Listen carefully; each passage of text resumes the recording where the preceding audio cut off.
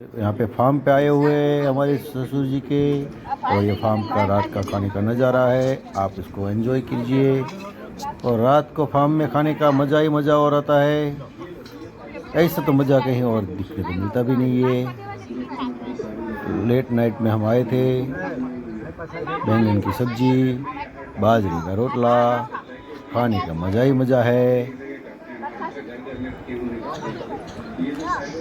ये अच्छी चीज़ है, एक साथ में मिलजुल के खा रहे हैं।